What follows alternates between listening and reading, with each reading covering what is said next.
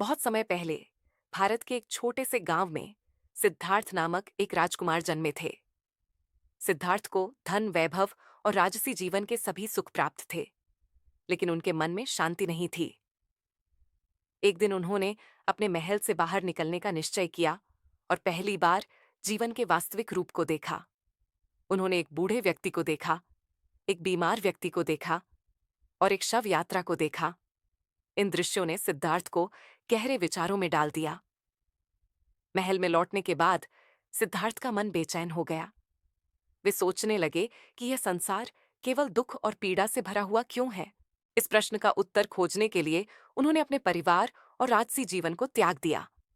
Way one में चले गए और एक सन्यासी का जीवन जीने लगे। सिद्धार्थ ने कई वर्षों तक कठोर तपस्या की। उन्होंने भोजन त्याग दिया, केवल थोड़ी थोड़ी मात्रा में पानी पिया और ध्यान में लीन हो गए।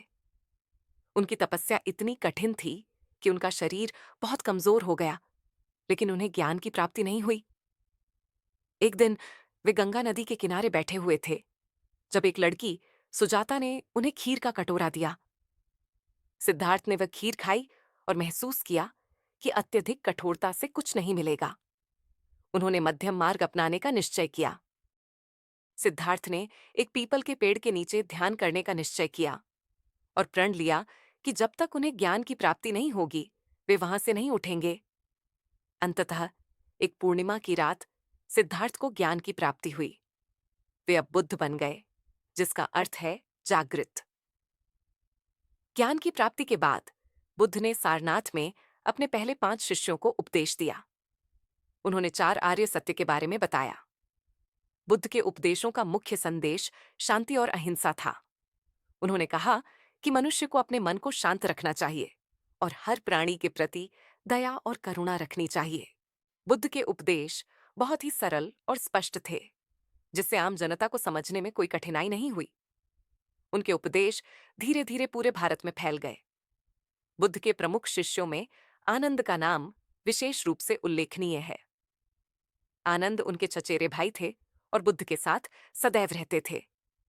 बुद्ध ने अपनी अंतिम सांस तक उपदेश दिए। उनकी मृत्यु के समय उन्होंने अपने शिष्यों से कहा, अपना दीपक स्वयं बनो, अपने भीतर प्रकाश को खोजो। बुद्ध ने 80 वर्ष की आयु में कुशीनगर में महापरिनिर्वाण प्राप्त किया। उनकी मृत्यु के बाद उनके अवशेषों को कई स्तूपों में वितरित किया गया और उन्हें पूजा स्थलों में स्थापित किया गया। ये कथा हमें यह भी बताती है कि कोई भी व्यक्ति, चाहे उसका जन्म किसी भी स्थिति में हुआ हो, सही प्रयास और समर्पण के साथ ज्ञान और शांति की प्राप्ति कर सकता है। बुद्ध के जीवन की यह कहानी आज भी प्रासंगिक है और हमें सिखाती है कि कैसे हम अपने जीवन में शांति और संतोष पा सकते हैं। कहानी कैसी लगी? कमेंट में जरूर बताएं और ऐसी कहानियों के लिए हमें लाइक और सब्सक्राइब करें। धन्यवाद।